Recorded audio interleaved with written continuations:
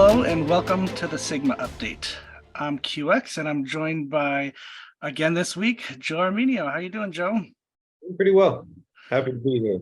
Fantastic. I lied to you guys last week and said it was a one-time thing, but timing has worked out with CW on vacation, and we decided to join the Dev Update and the Sigma Update as one again. And we're going to try to keep it under 2 hours again this time.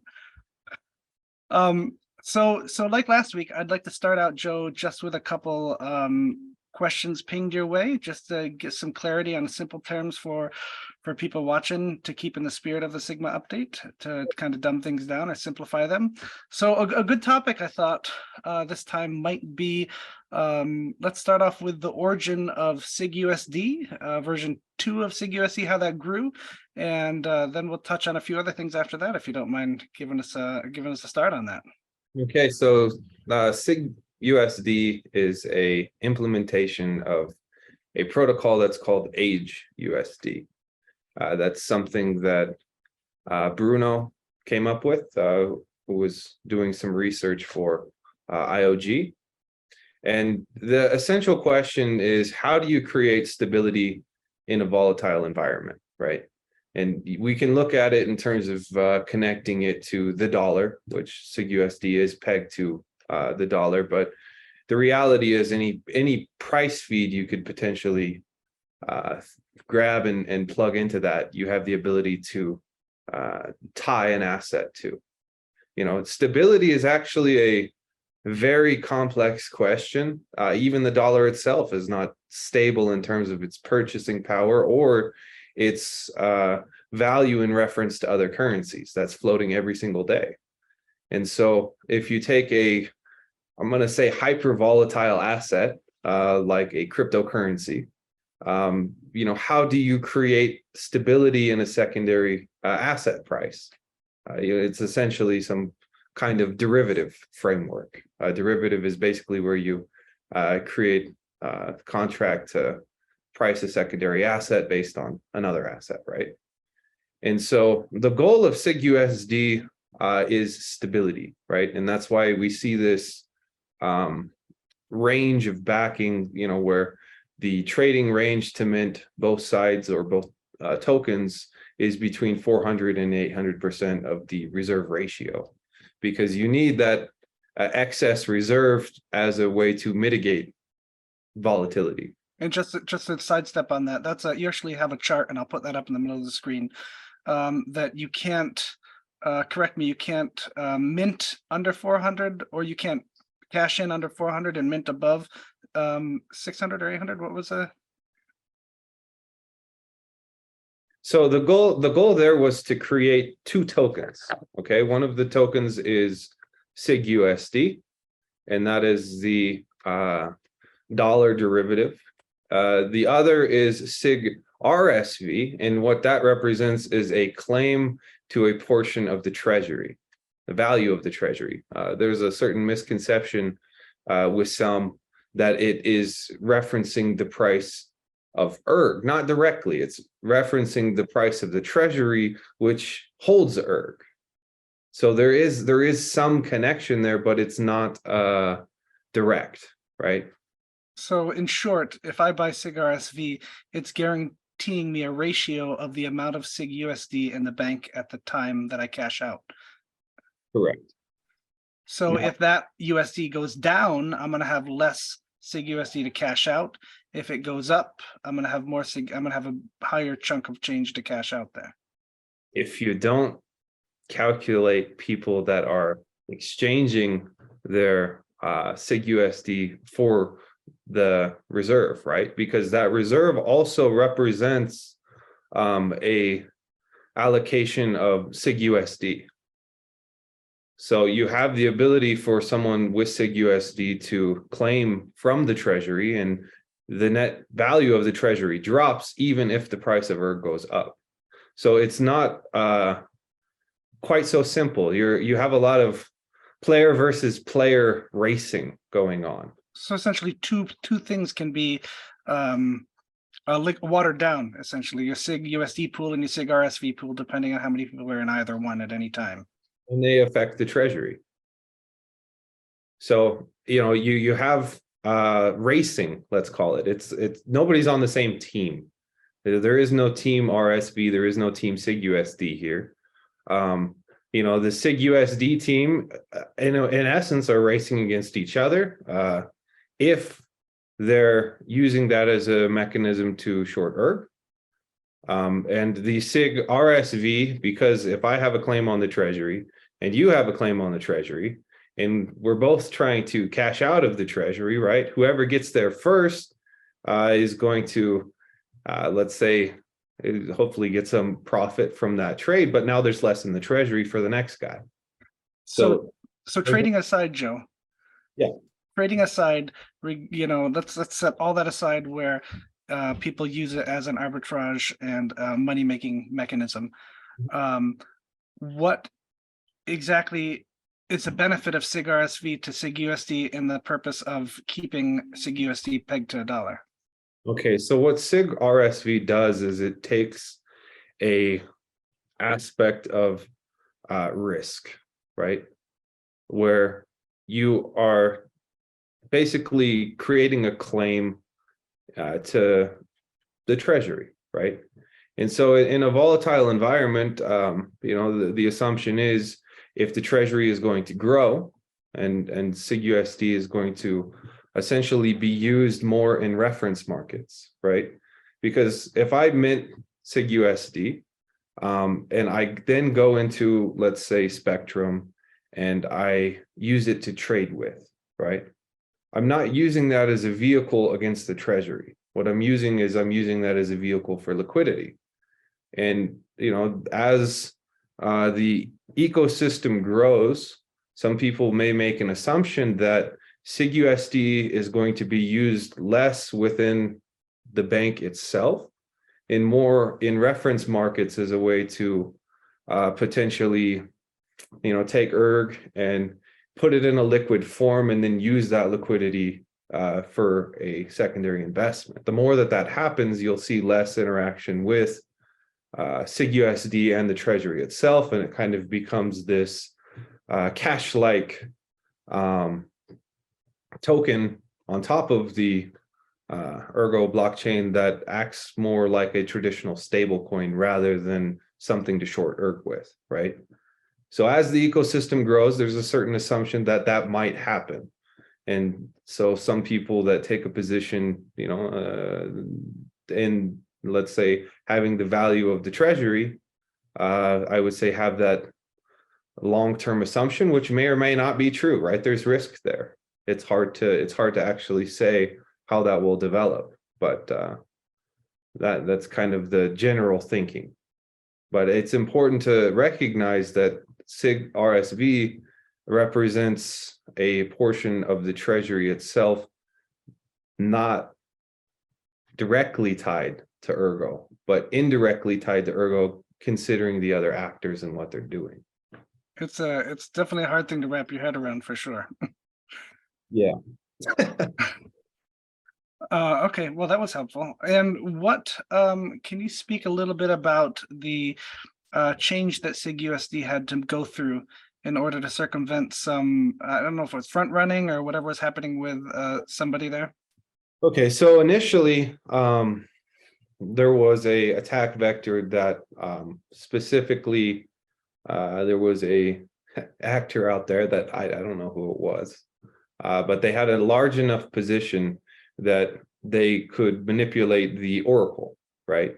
And so what they were doing is they were taking a position in SigUSD, and then they were using the reference markets, in this case exchanges, that the contract pulls from multiple exchanges and updates kind of the contract based on the reference price, right? So he would take a position in SigUSD and then go out into exchanges, and he would sell, and then cash in his SigUSD once the oracle reported, the lower price, which means he was kind of using that to short the entire protocol. So, there was a couple of attempts at that. Some of them were successful. Some of them actually were pretty painful in terms of the actual size loss. because that's at that point, some people in the ecosystem picked up what was happening and were tracking his wallet and saying, okay, well, if he's going to dump Erg, we might as well see if we can get a discount, right? So there was kind of a community, bear whale hunting community that got together, and then it was obvious that, okay, this is a vector of attack that we need to be aware of, and we don't have enough liquidity on external reference markets to prevent that, right?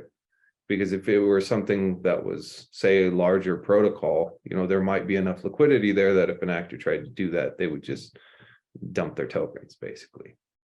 But because we were small enough that the reference market couldn't absorb that sell pressure, it ended up influencing the Oracle price. So we created this concept of smoothing, and it's actually somewhat controversial in the idea of having a smooth Oracle, because you get into this belief of, let's say, true reference price, right? Which is, it sounds, some people would say, okay, your Oracle lies, right? Can I stop you there, Joe? Just to refresh everybody.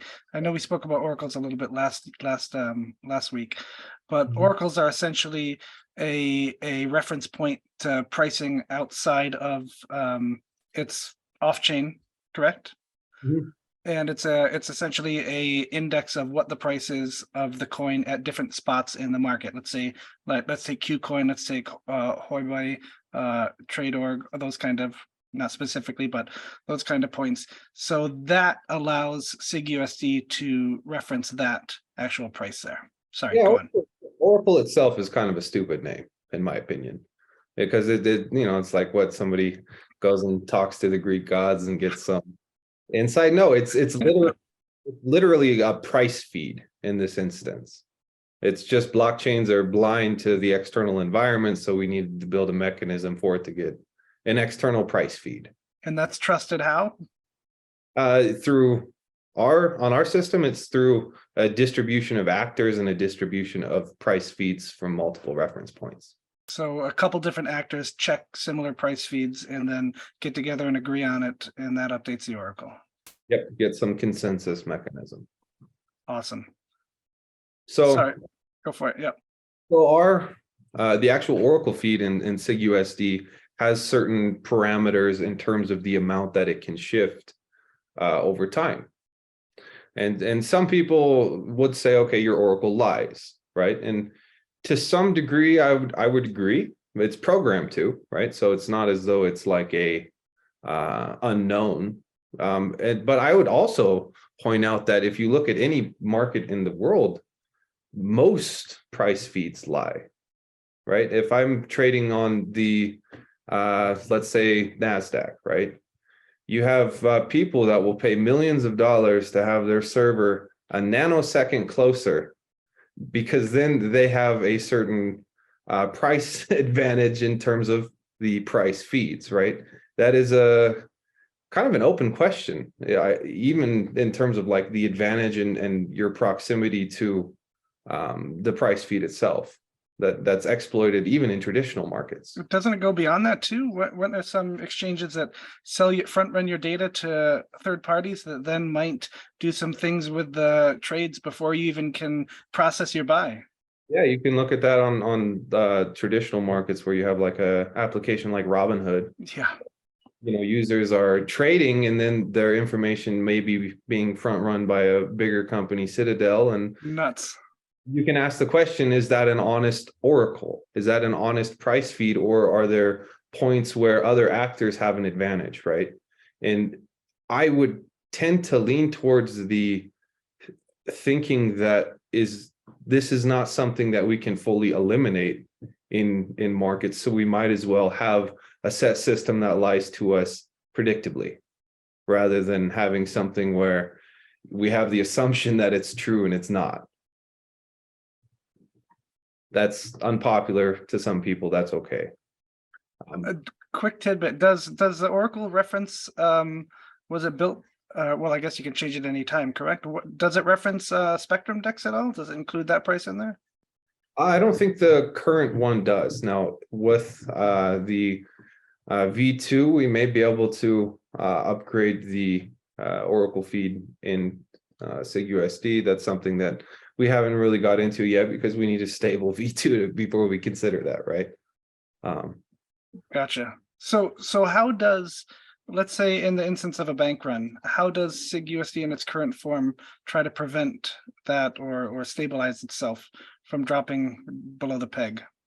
Sure. So the first thing is you have minting, let's say, limitations. You know, I guess to some degree you can look at that as like, I don't know, bowling with the bumpers up, right? Where, you know, if it's below 400%, you know, a certain action is limited, and that, you know, prevents, let's say, additional risk being added to the system. At that point, it kind of becomes a game theory mechanism, right? Because usually what happens is the price of SIG RSV starts to change, and so it gives people a certain incentive that maybe they will take a position there for the risk incentive of, you know, markets reversing. It's you know, it's something that I would not say is perfect, right? There are a couple of things that I would have liked to see done differently or would like to do differently, net, but you know, overall it has stayed pegged to $1 for quite a while now, in crypto time anyway. Okay, so now there's a new thing coming out called DexyGold. And I imagine from the name of DexyGold, it's not pegged to the dollar. How's that work? How's it different from SigUSD? What's it using for an oracle? So the first thing to recognize is that when you have these frameworks, whatever price feed you feed into it, you have the ability to create that derivative. So, you know, if you look at HQSD, could you create the same basic function and feed in gold or silver or oil or whatever? Sure, you just change the oracle. So Dexy is a little bit different. In SigUSD or HQSD, I guess is the proper term for the protocol, you have two tokens, right? And those two tokens are used to kind of balance the risk assumption by having, let's say, trade-offs in terms of their profit and loss, depending on the price and the treasury, right? Dexy is something that actually came from within the Ergo ecosystem. You know, it's based on a simple stablecoin design was the original name of it. It's something that we've kind of discussed as a community for like 2 years. And what you're trying to do there is to create two protocols to create the balance and risk rather than two tokens. And, you know, the interesting thing about that is you have the ability to program certain actions or parameters into those protocols that are a little bit more predictable than human behavior, right? In a way, they do have similarities. You know, one of the similarities of both is this notion that interacting with these protocols has a certain fee, and that fee goes to the treasury, right? And so you could almost look at that as a form of, I'm just going to say tax, right? It's like a protocol tax.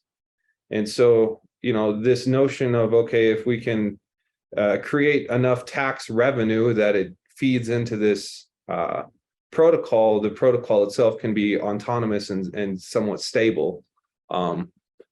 That's kind of the goal of the Dexy framework, where you have this autonomous bank that has the ability to collect fees both from the minting action in the protocol itself, and then you have a secondary reference market, in this case a DEX, that has a swapping fee mechanism. So the more that it's traded, it feeds back into that autonomous central bank, and that gives you two different price points, right?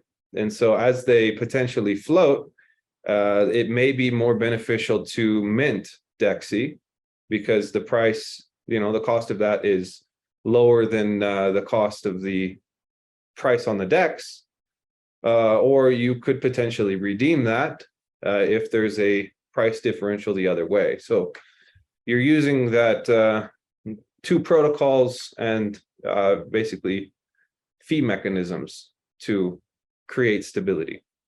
And I with Dex. imagine a lot of that stuff will be done, I imagine, by bots at some point, correct? People trying to Oh, game that. that's an interesting thing that we've kind of already seen a little bit in SigUSD, is where you have some people that are, let's say, running bots and using, you know, the reference market already to try to maximize returns based on slippage and arbitrage. The nice thing about Dexy, and the reality is you could probably do something on top of SigUSD that did the same thing, is the more that it's traded, the more that it's taxed, right?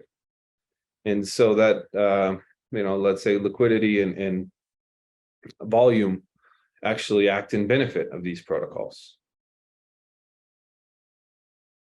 So once Dexy's in full swing, SigUSD lives beside it as another stablecoin.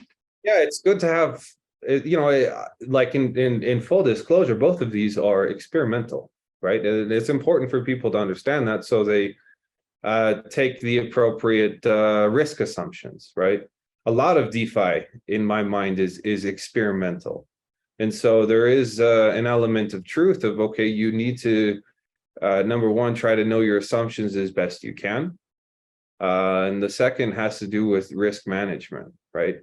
You know, with SigUSD v1, you know, I would say the team had no idea how popular it would be day one, because we didn't have, you know, Ergo Dex at the time, or now Spectrum, as kind of the reference market where you could actually use the liquidity you created, right? We thought, hey, well, you know, we'll do it and test it and see how it works. And then in a very short amount of time, a lot of people showed up.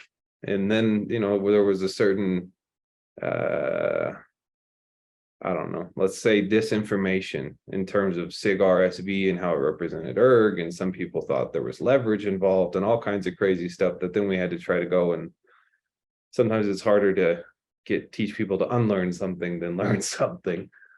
So one nice thing about Dexy is it does have more limitations in terms of whale manipulation. I personally am not a fan of, a lot of DeFi has like limitless power for liquidity.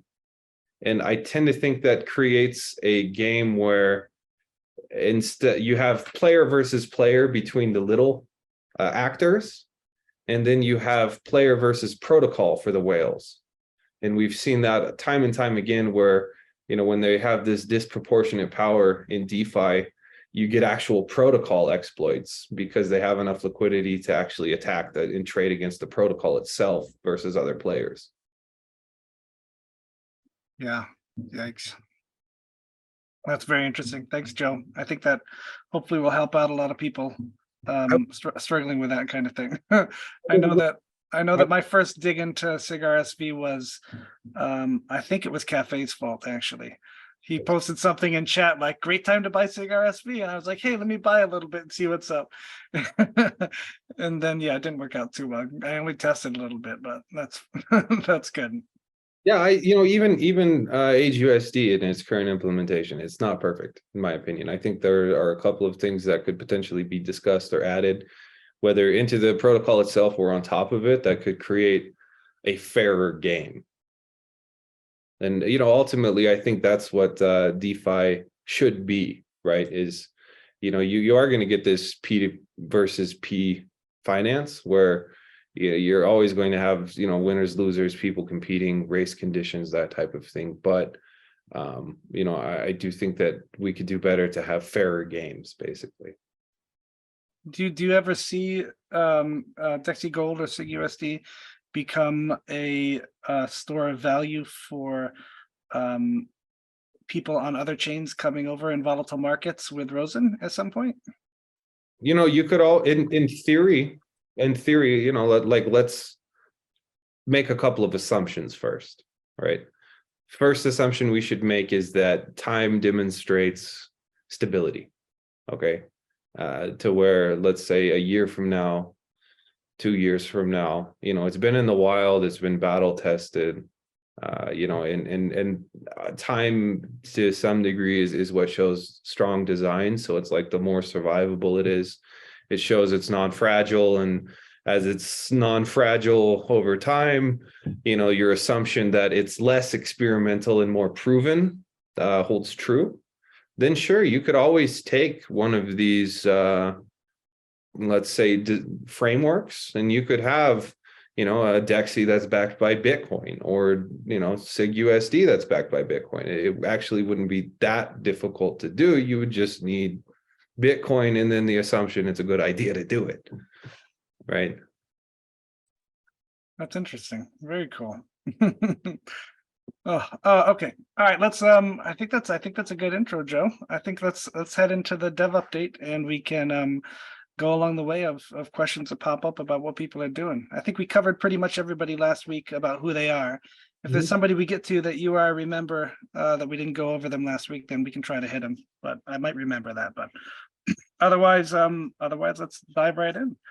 Starting off with Luivatra. We spoke about them last year. I'll take this one though. It looks like they're having some fun, relaxing, and ready to get back on the track next year with coding again, which is great.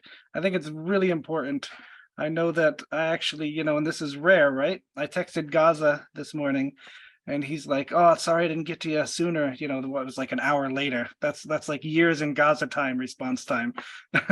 He's like, "Sorry, I didn't get you sooner. I'm actually on vacation," and I think it's nice that these people are taking those kind of breaks. And you got to let your hair down. You got to enjoy family. You got to have good food. Those things are critical in life. For sure. All right, let's move on to MHS Sam. And I think the first thing that I want to ask you about that I think would be cool to clear up for people is people hear chain TX, chain transactions thrown all over the place, but they don't know what it does. You briefly mind explaining how chain TX is more beneficial than just, trying to hit it and wait, hit it and wait, hit it and wait? Sure. So what a chain transaction does in, let's say, simple terms as I can try to come up with right now, is if you look at UTXOs as boxes, right? You have an input, you have your box, you have your output, right? Your output becomes an input to a new spending transaction. And basically what you have the ability to do is link multiple transactions in a series of boxes to where the output and the input are interlinked. And ideally, you have the ability to then let's say send a series of blocks that can actually clear in the same block itself. I think I said block instead of box, but you have the ability to kind of throw these out in succession. And so if you look at what Rosen is doing, where you have a guard wallet that is either going to mint or spend, they need that chain transaction support to be efficient.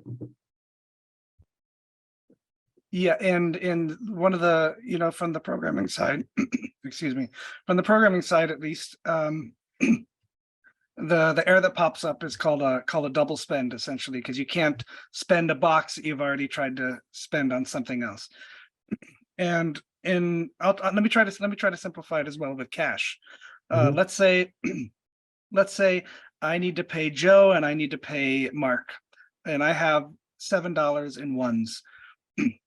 Okay, so I pay Joe $2, I pay Mark $3, and then there's another box over to the right that my additional $2 go into as the new box that I own. So we need a judge per se, which is the blockchain, to verify that this actually happened and Joe received my $3, Mark received my $2, and my new box received my $2.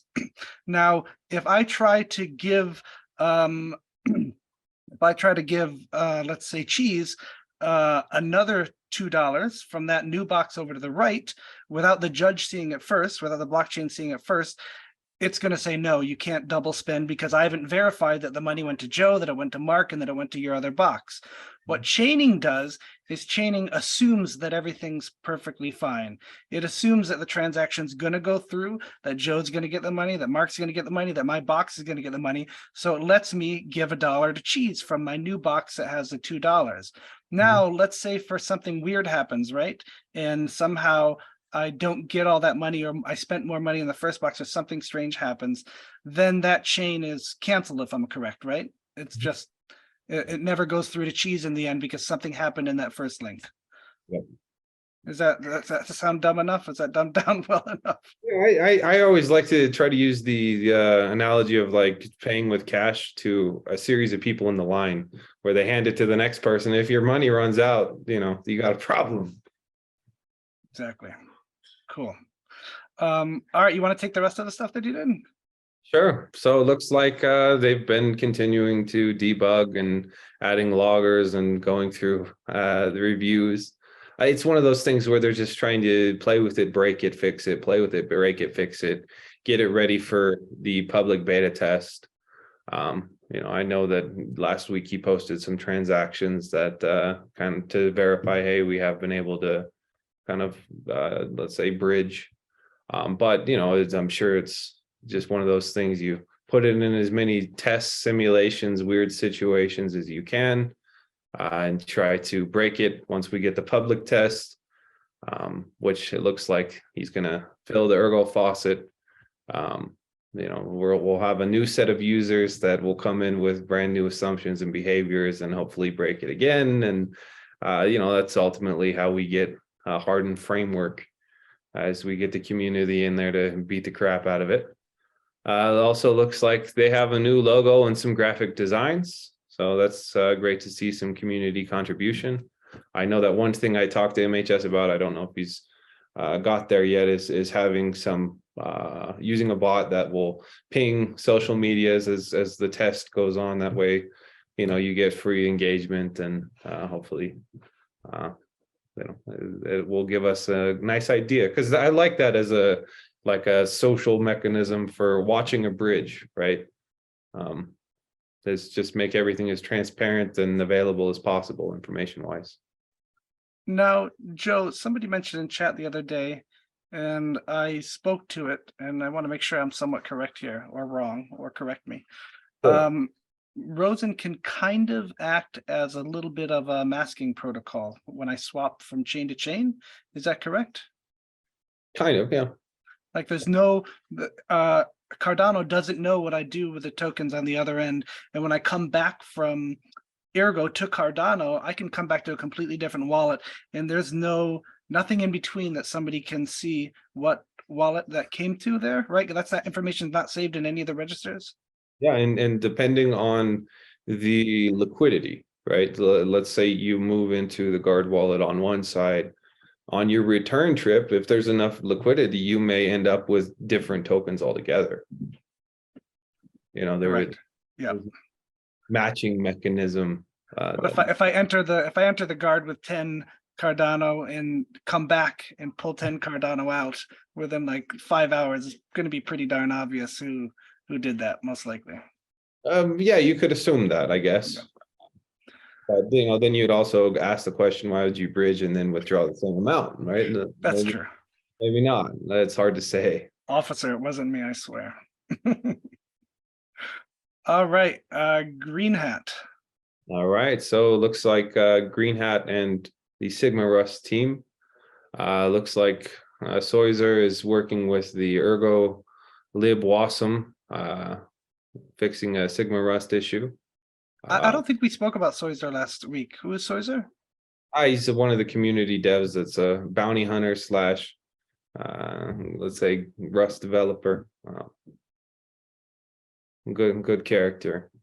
Looks like as well, they're continuing to play around with the Oracle framework, specifically voting and changing around the number of oracles. One unique thing about this Oracle 2 framework is that your Oracle pool is actually somewhat fungible, where you have this Oracle token that you could potentially sell and swap places with if you didn't want to run an Oracle, or if you created some pool that had value, it actually is like a certain commodity that can be swapped around, which creates a really interesting potential market for oracles. If in my mind, looking at this framework, it would be really nice to see some like self-organizing groups of oracle providers, to where if I was an application developer, I could say, okay, well, who has a reputation for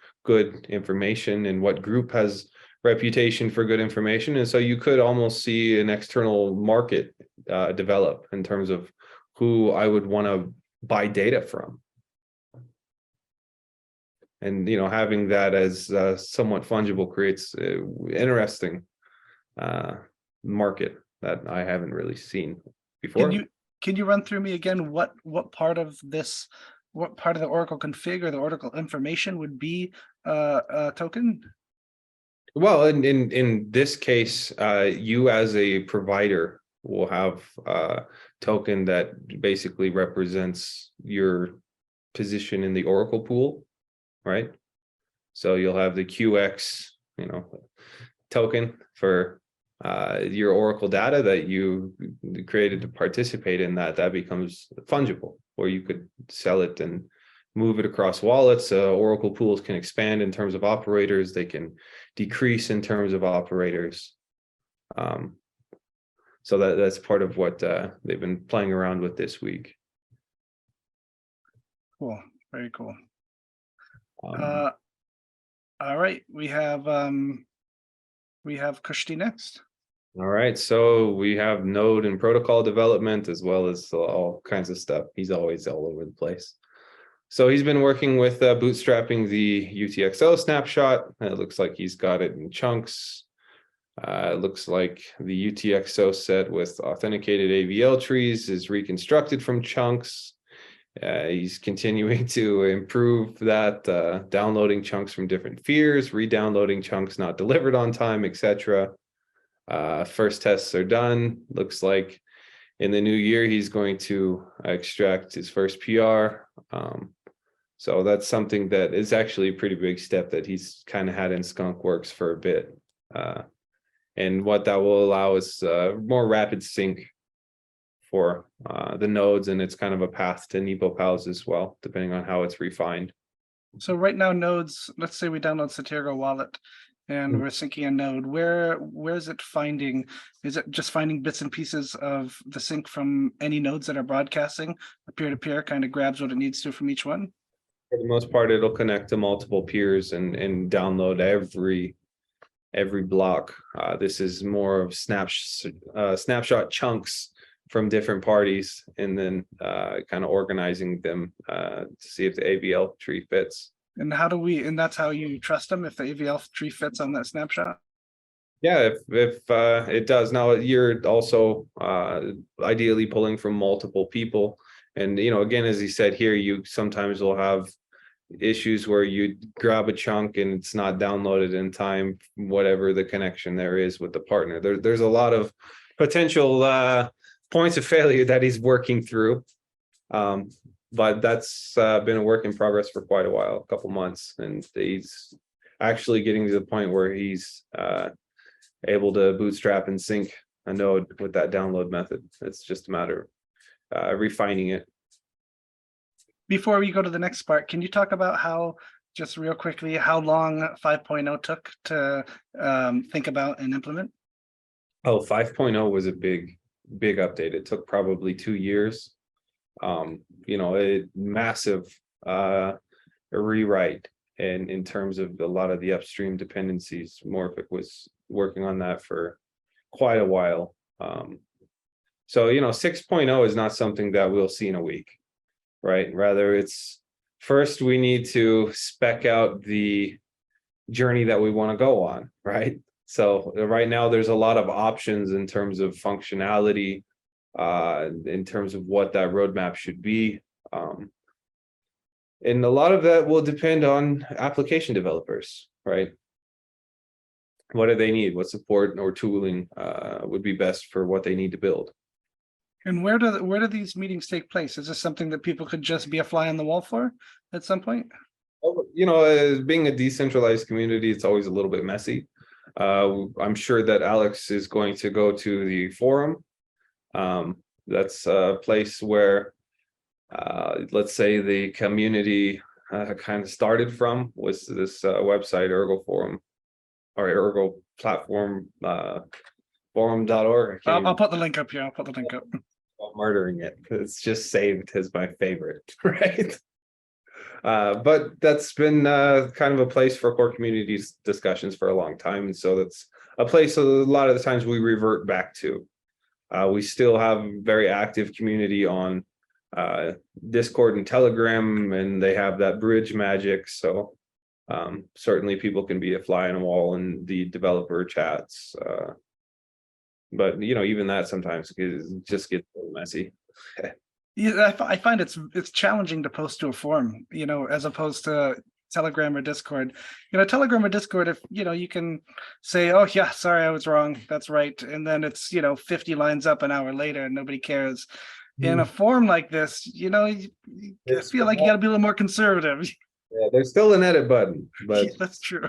But you do look like a dip if you change your point of view there. Yeah, on the edit button. Kind of is where a lot of our core information came from, is the forum. So that's always the best place to be the fly on the wall, in my opinion.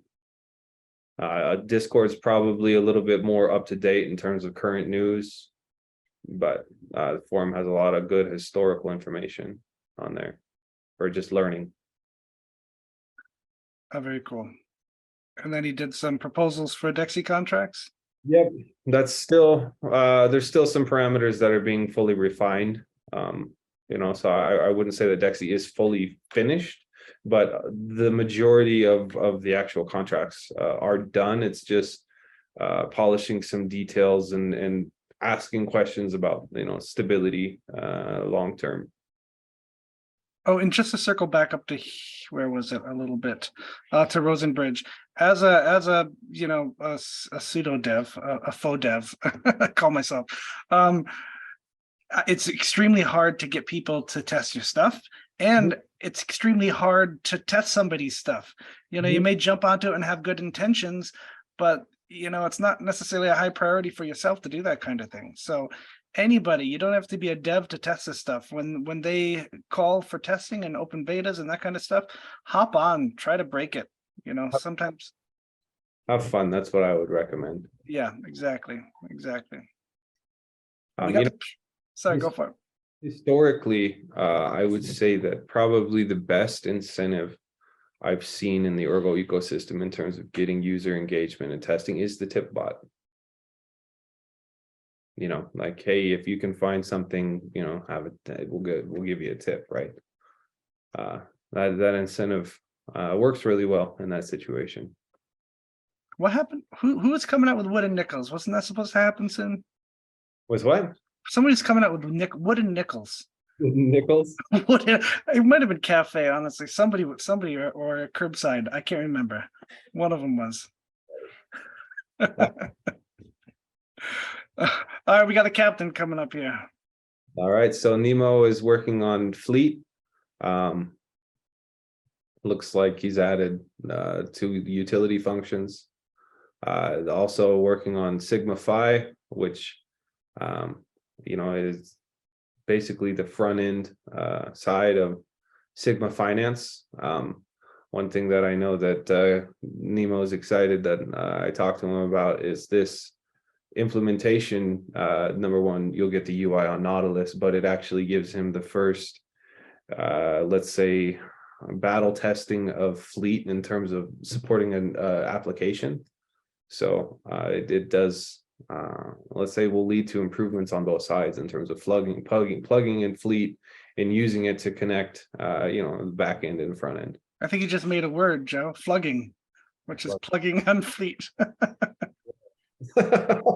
But the cool thing about this too is that if any of you guys were listening to when she's announced the project that he wrote for the back end of this, is that some revenue will go to Cheese as a contract builder, unless of course somebody, you know, clones a contract and writes them out of it. And then also the ability to fundraise for Captain Nemo as well is written into the backend that she said Captain could plug in his thing there for the front end development and make a little stream off that as well, which is great. Yeah, and that was actually part of the core intent of Fleet, was to act as a bridge, so to speak, between the back end and the front end. That is cool. So it's the first like implementation of that, which, you know, if it goes well and becomes a standard, we'll see a lot more applications being plugged into the wallet. Very cool. We've got HQER, high quality ergo, won't DM.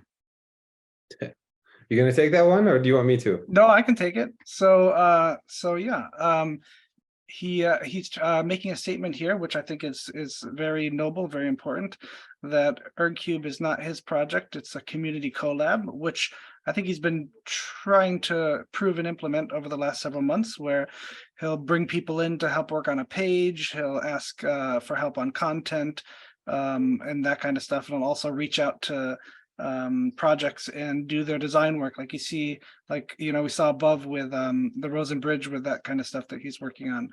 You'll also see his pieces there on Twitter for a little infographic that'll make, you know, which I think I heard somebody say one time that they prefer those kind of little infographics as opposed to the text tweets, because you can see it all in one shot kind of thing on a Twitter. So he's added CEX, known addresses, supply, KYC conditions, direct buy links. Essentially, he listed all the CEXs and gave their erg supply as well as a buy button for there. Top 5 mining pool hash rates, new listings and last sold NFTs. He's worked with did he mean? I think he worked with Crypto Quokka or Hazy here with Sky Harbor, I think, for that. Maybe he mentioned it last week. And the API help with Aberg, or maybe he messed up. Does that make sense? The API for Sky Harbor with Aberg? I don't know. I could be messing up, but yeah, let's see. Native token dashboard, QX price bot. Those are my pricing bots, which we're working on some backend stuff with Spectrum right now to get those old charts back up. And Bull or Bear rating system for projects. So yeah, he's trucking right along. All right, we've got Morphic with Sigma. What is Sigma, Joe? All right, so Sigma, you know, if you look at where Ergo was born from, we were born from ScoreX, right? It's kind of like the core dependency that led to Ergo. And so a lot of what Morphic does is he works with, let's say, dependencies and kind of flowing them through the network, right? Where here, you know, we're working on like the core client. He always does work in Sigma first. And, you know, if that is then approved, we get a reference client version that's born from that toolkit, right? So one thing that he's been working on quite a lot is 5.0, and he's still been optimizing 5.0, removing a lot of the 4.0 interpreter code. So, you know, that kind of gives like the test bed for new reference clients, you could call it, right? So it looks like he's created a few PRs for Alex to review. One thing that he's working on as well is getting support for Scala 2.13, which is a newer version than what, let's say, Ergo was initially built with. So it's kind of updating the version of Scala that we run. Then with SigmaJS, that is the goal is to take the app kit and let's say fleet and keep these tools updated in parallel. That way they have equal functionality, and app developers can use, you know, app kit, they can use fleet, they can do the same things, provides the same tools. So SigmaJS will translate essentially that so that fleet can utilize it easier? Or? Yep. Yep, trying to create parity there between these two tools to where, you know, you can update them in sync to where you don't create this situation where you can have one functionality here, but it doesn't translate into the other tool. So, you know, that's extremely valuable in terms of, let's just say, keeping the development environment in sync. that's something that Morphic's continually working on, is those two, let's say, core goals. Looks like next up with Sigma.js, he's working on, finish the transaction signing coming from Fleet, and then we'll get a new release candidate if the current one is approved. If not, it'll get kicked back to him to address, whatever comes up. Cool. Now, I had forgotten about SigmaXplorer. This is Pulsarz, SigmaXplorer. And I loaded up. I'll put it in the middle here over top of this. But do you mind explaining what SigmaXplorer is, Joe? Sure. So it looks like it's a new instance of the Explorer, I believe. I haven't really been tracking SigmaXplorer too much. It's Pulsarz kind of comes and goes from the dev update, so I haven't really stayed up to date on what he's working on.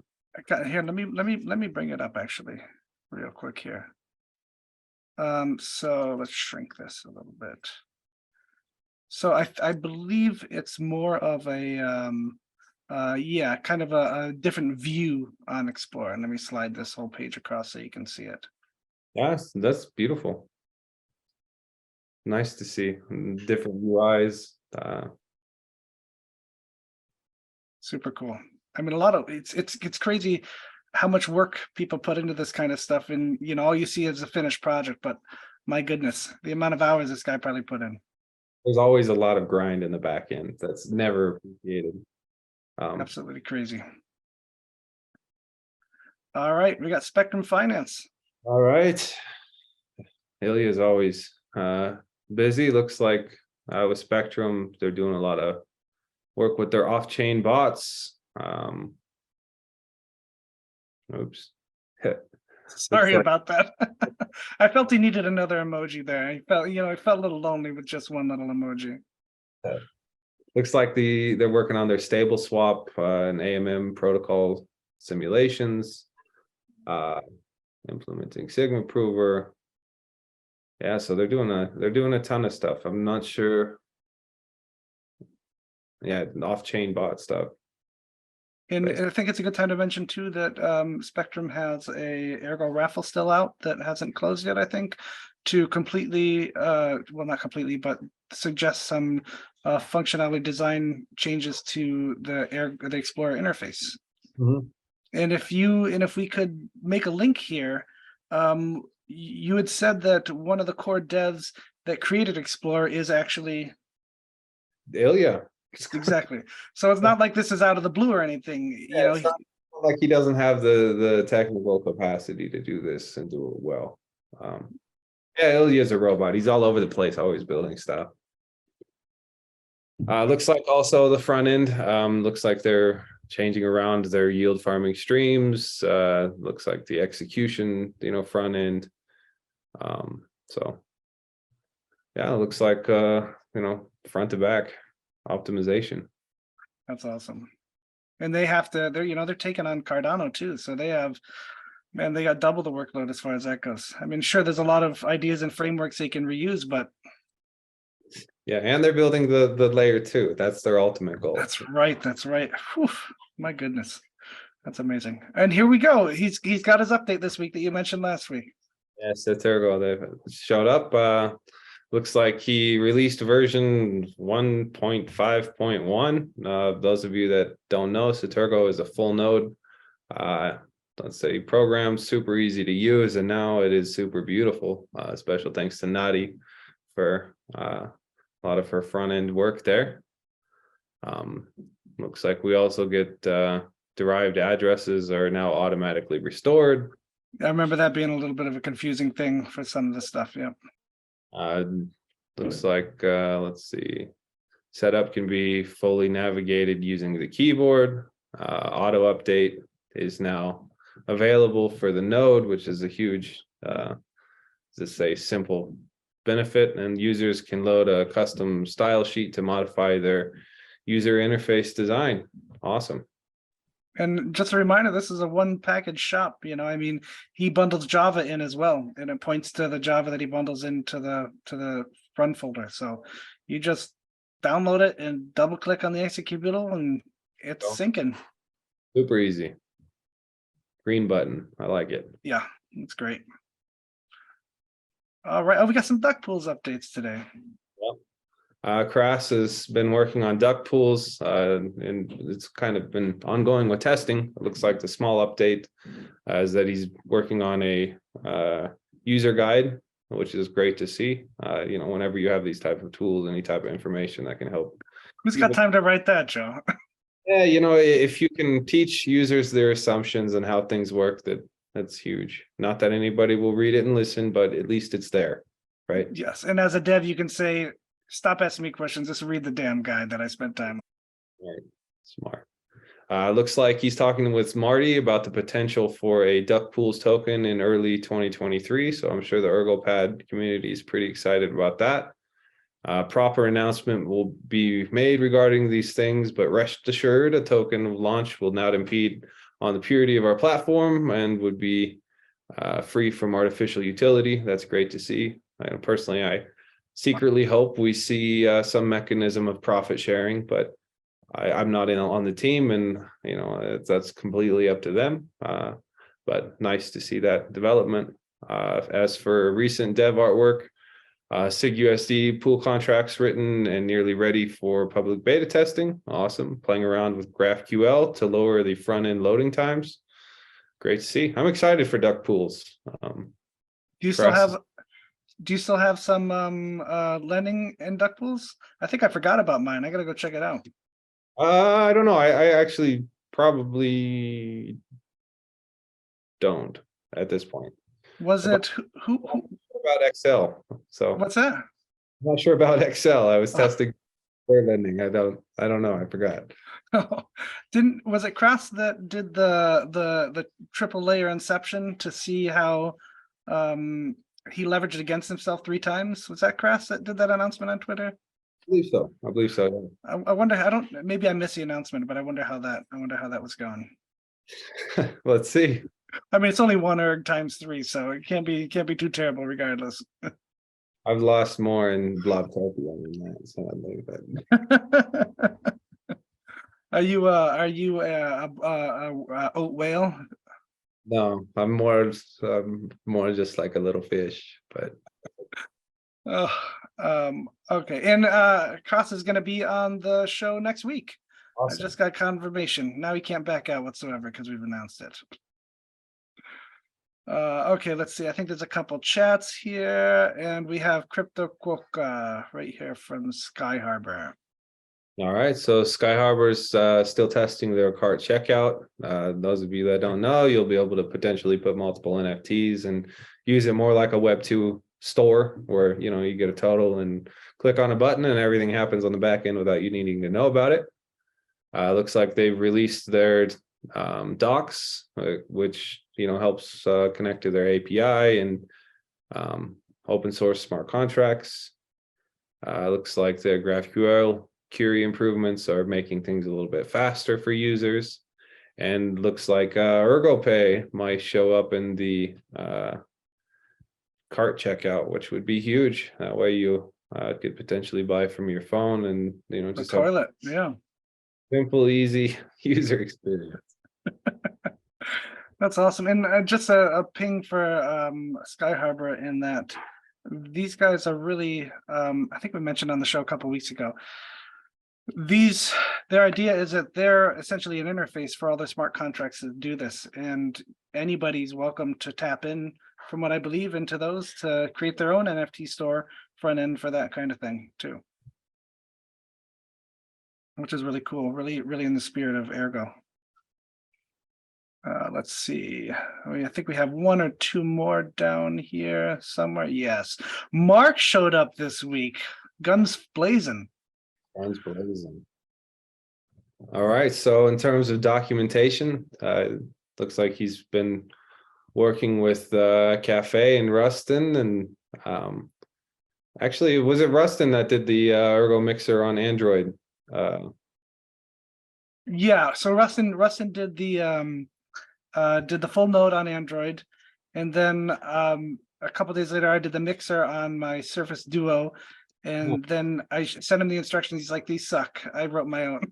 And he did it himself, and he did it on both phones, so it was really cool. So he's got 2 videos up, I think, and I think Mark just posted a tweet about them on Ergo Docs too. So he's got 2 full tutorials on that, which, I mean, the implications are really cool in that you can run a node on your phone and point your wallet to that as well, right there in one spot. It was really cool.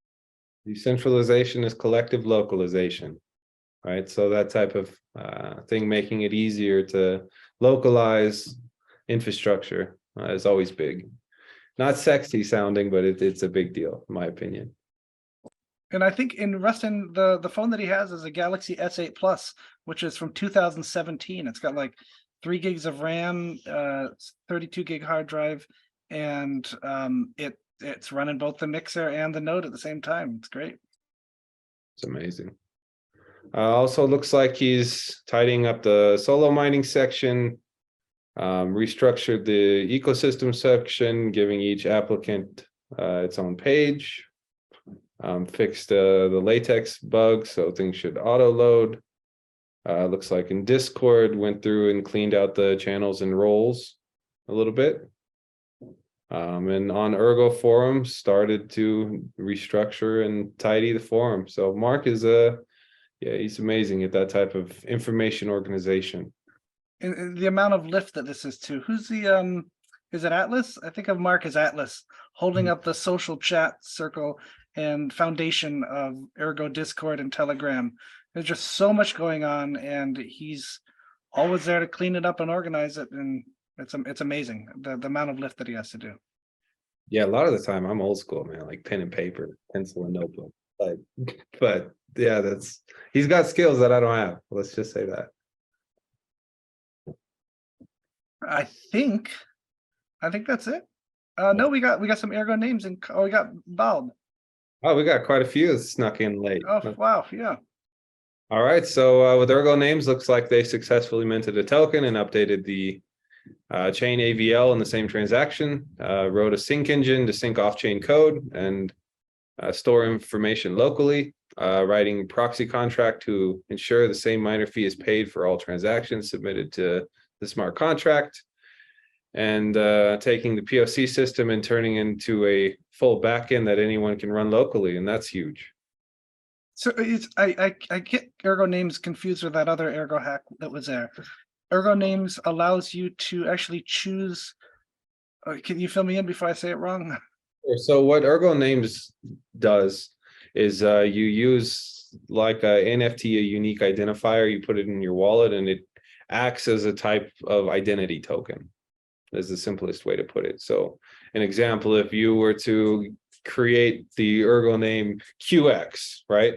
And I needed to pay you, or I was just really happy and wanted to send you some love, I could actually type in QX instead of your wallet address and send a transaction that way, which just makes things easier. Now, some people will say, but I'm, like privacy. Okay, don't use it. Right? Yeah.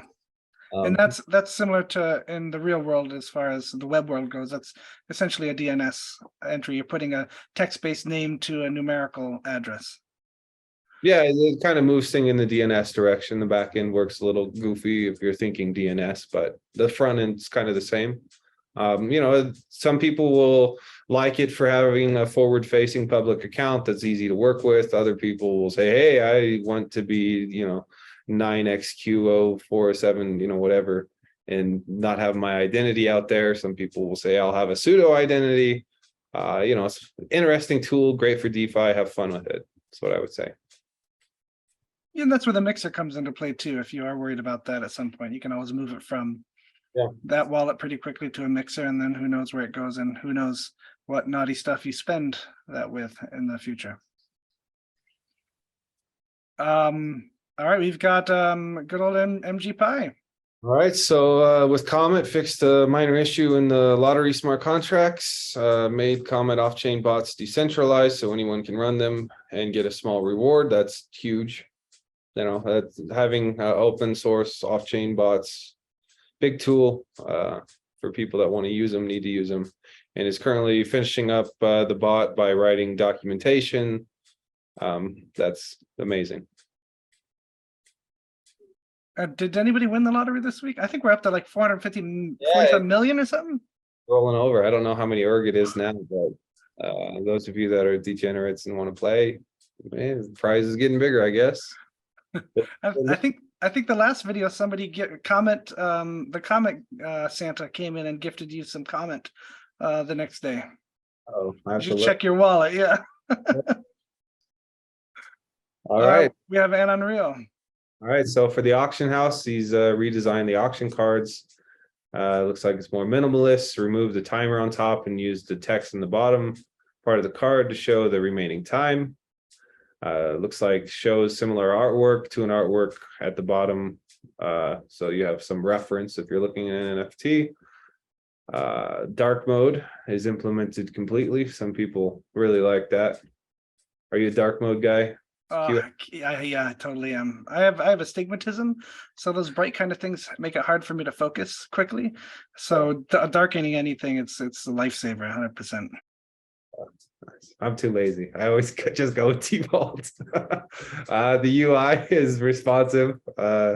And it looks like that's been implemented. Major features are already implemented. So looks like they're continuing constant testing, debugging in the UI and API to fix interactions.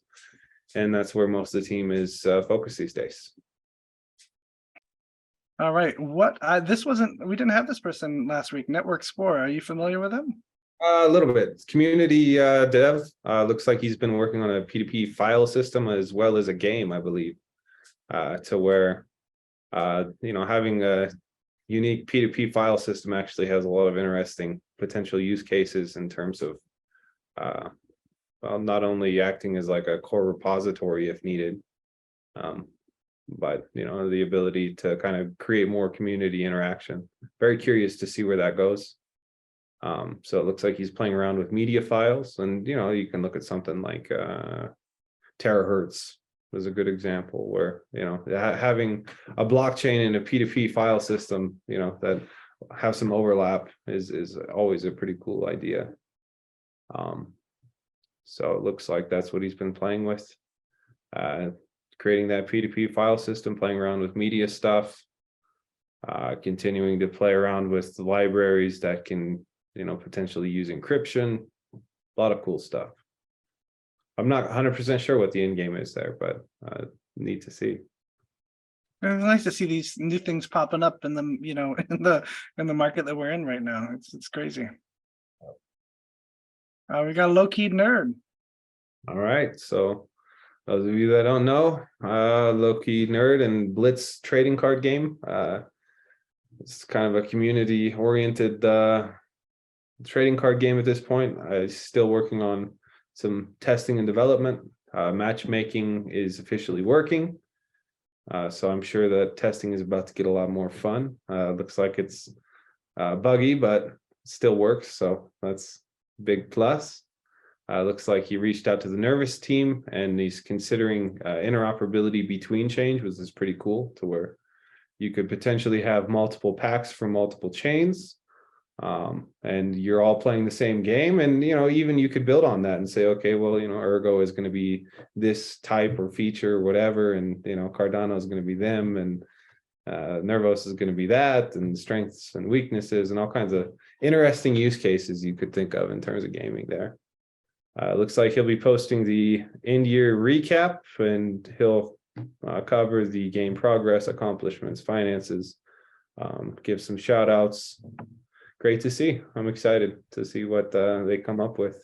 And that's just really cool. I just had a pretty long conversation with Push today about he's a big NFT guy, and the thought was, you have these NFTs which are set in stone essentially. They're minted, they're immutable. How do you, on chain at least, how do you show that let's say you use it as a game character in Blitz TCG, how do you show that character now is a +2 to their sword and a +10 to their stamina on chain? Not it's easy off chain, you just keep it in a database, you're done. So we are speaking about ways to do that, and in minting newer NFTs with specific stats that in its data had a reference to the original token ID, so you can at least look the two up together and make sure they were, that kind of thing. as well as it brought us all the way to not rule. Oh my goodness, I said rule 34. EIP 34. Which is I think MGpai is actually working on trying to implement that, where you can take you can create NFTs and you can then give out tokens to people that are able and authorized to mint more NFTs with the collection number of that NFT, so they're in the series. Did I explain that right, Joe? Close. Close enough. Perfect. The close enough counts in horseshoes and hand grenades and ergo. That is just a toolkit, right? It actually has a lot of interesting use cases, in my opinion. Like you can get to the idea of fractional NFTs, or then you use the notion of an NFT as a singleton, to where sometimes you need that to identify a contract. Well, then you can have fractionalized ownership of a contract, which is a really interesting way to look at profit distribution or other stuff in DeFi. So as a tool, it could be really powerful. We'll see where it goes. Because right now there's no way to recognize that an NFT is part of a series, correct? In Ergo chain, at least. In Cardano, you have the policy ID, which shows that if you look up this policy ID, it shows all the NFTs that were created under that policy ID. That doesn't exist in Ergo. So essentially, this is trying to do that, so you know that anything minted under this ID essentially is legit and part of that originally. Yeah. Really cool. Really cool. Okay, we've got ergflip here. Not much. Working on that roulette game that we saw last week. Yep. You ready to release some erg, Joe? Oh, I'm already on tilt, right? QX, I'm already down enough that I'll win it back eventually, right? It would be fun. Like using this as a fundraising technique. So saying, look, rewards are reduced to 10%. Okay, as opposed to 100%. And if you play roulette during this time, anything that you lose and goes to the house will be donated to this project or this kind of thing. So that would be an interesting, it'd give people something fun to do with a chance of winning back money at a lesser rate, of course, as well as donating something. Interesting. Yeah, charitable gambling is always interesting. Yeah, right.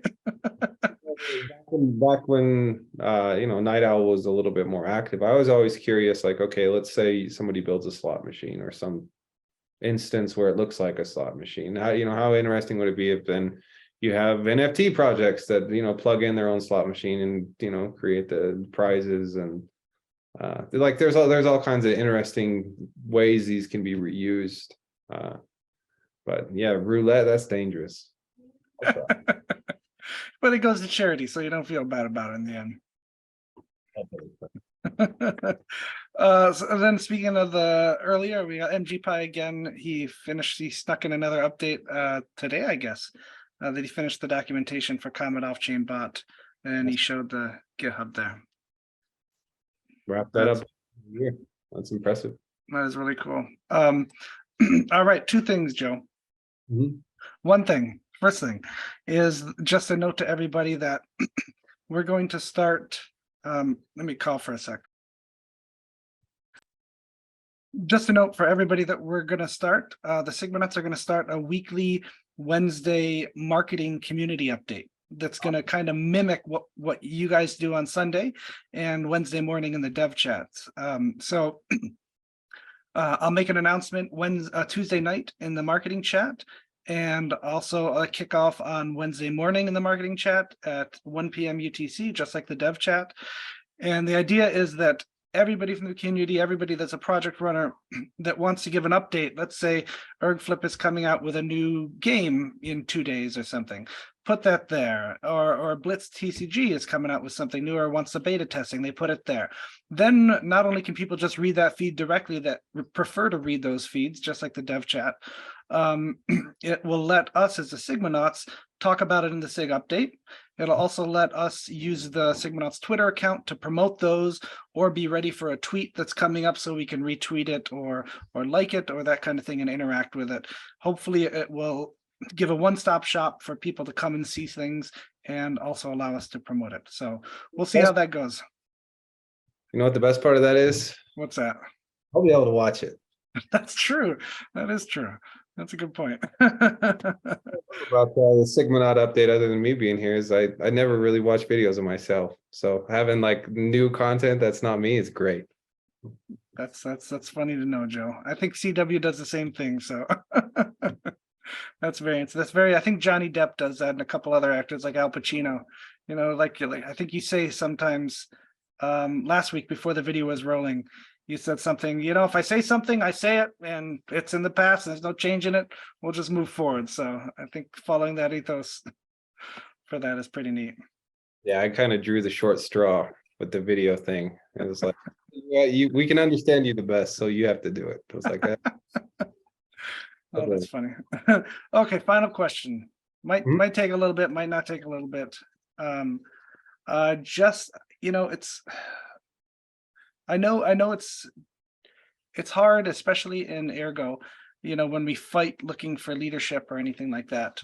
And we want to be decentralized. But, you know, in other chains that I've been in times of, you know, bear markets and lower markets, it's really nice to hear from somebody that's involved, at least in the central core, about, you know, their ideas of the project and their prospects of the project. So my question to you, Joe, is why are you still here? Why are you still in Ergo? why am I still in Ergo? It's very simple. I know that the goal of Alex has always been to try to take blockchain and create basically financial systems that are transparent, that are open, that have clear assumptions, and have kind of clear boundaries of trust, right? You know, when we look into blockchain, a lot of the times it is a P versus P environment, right? You know, that's inevitable to the nature of trading, is that, you know, we can say, okay, well, if I'm actively, you know, trading Erg and you're actively trading Erg, we're actually to some degree opponents in the same trading game, because in a way it is zero sum. And I don't know, you get, let's say, a lot of actors that have advantages in that P versus P game, you know, and sometimes it's even foundations, right? You can look at FTM, you know, they were the one that wrote the article, so you could say, okay, they've actively disclosed how they're trading against their community.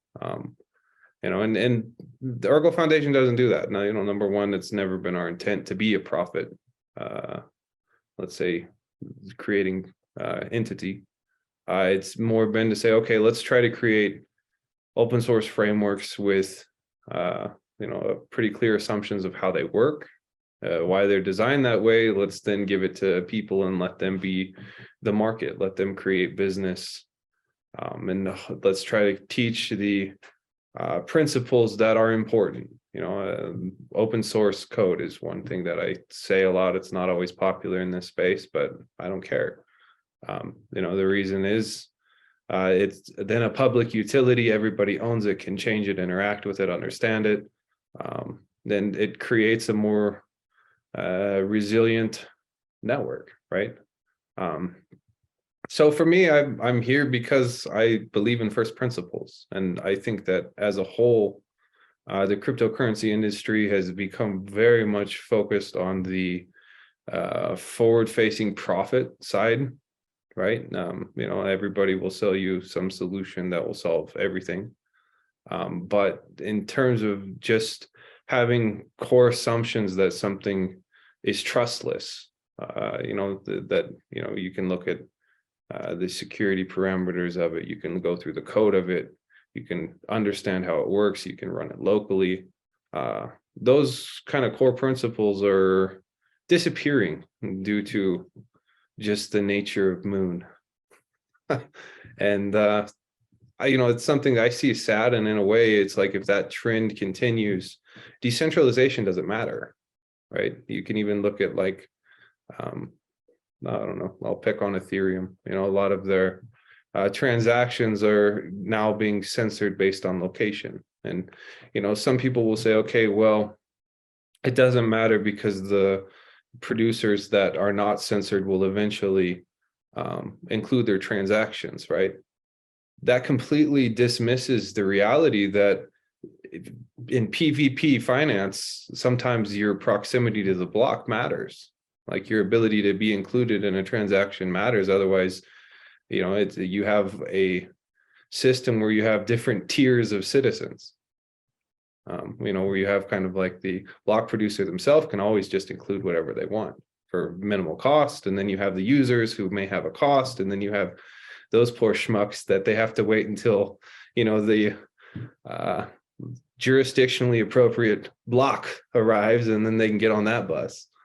So, trying to create open and fair networks is something that I'm interested in. I think there's a tremendous amount of value there. And it also creates a more open environment where any user anywhere can participate.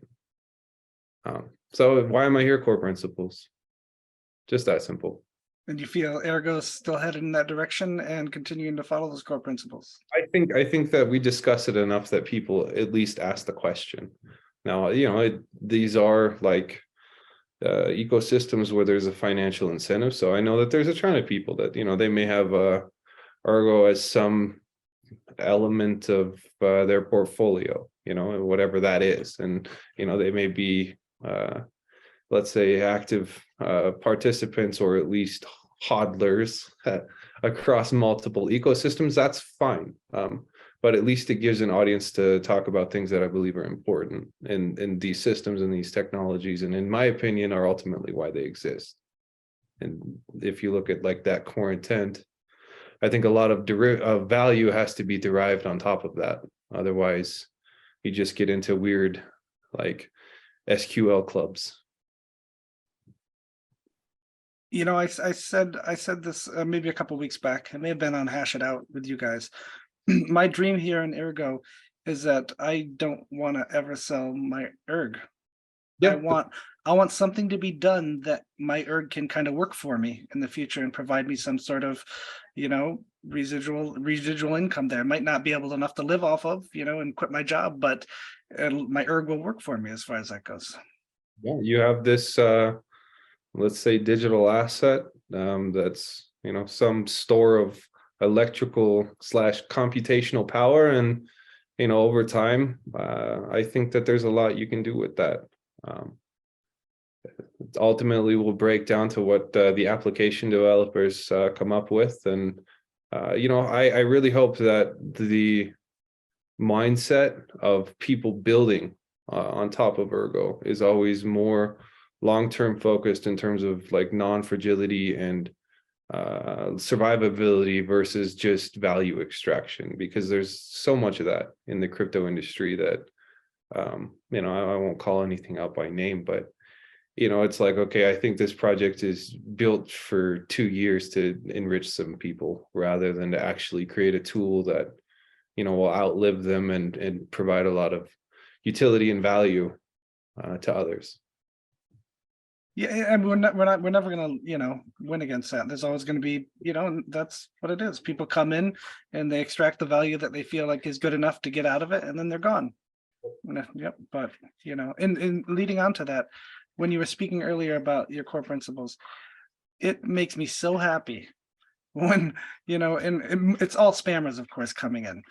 When they DM me and they're saying, because they see that I'm an admin in the Ergo platform chat. So I get DMs that say, hey, I need to buy X amount of Erg kind of thing. And of course it's a spam, but it makes me happy that even if a legitimate VC came in and said, hey, I need to buy 500,000 Erg, can you OTC it over the counter to me?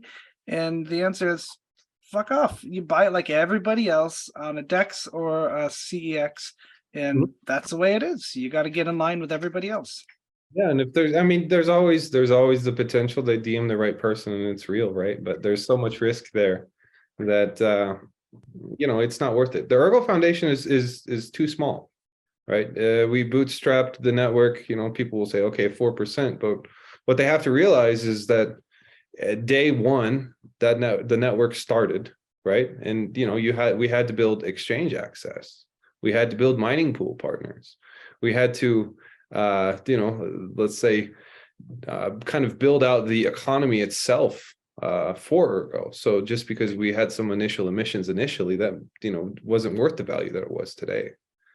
So we've always kind of been frugal, which I'm fine with. I would say, let's say as a person, I probably do lean more towards like the conservative side of financial interactions versus just spending all willy-nilly and then getting in a hole that you don't want to be in, right?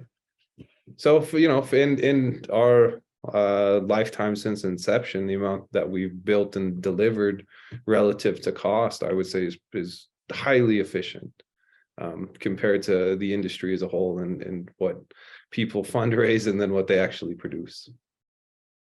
Yeah, agree. Well, I think that's CW comes back next week, Joe. So I really appreciate you willing to blend the dev update and the Sigma update. But we'll be split up again maybe sometime in the future when CW is sick and you don't want to run the dev up by yourself. Yeah, we can join these again. Anybody in the ecosystem can always ping me. I try to make time. That's awesome. I really appreciate it, Joe. Everybody will be back. Check out our tweets and our announcements for the Wednesday community marketing update that I mentioned earlier. Hopefully we can kick that off to a good start. We'll have some SIG updates for you next week and next week's show. We've been off for 2 weeks for those meetings, but we'll try to get you some updates there about what we've been doing in the meantime. Thanks so much for watching. Joe, thanks again. Thanks so much for joining us. Oh, happy to come. Have a great night, everybody.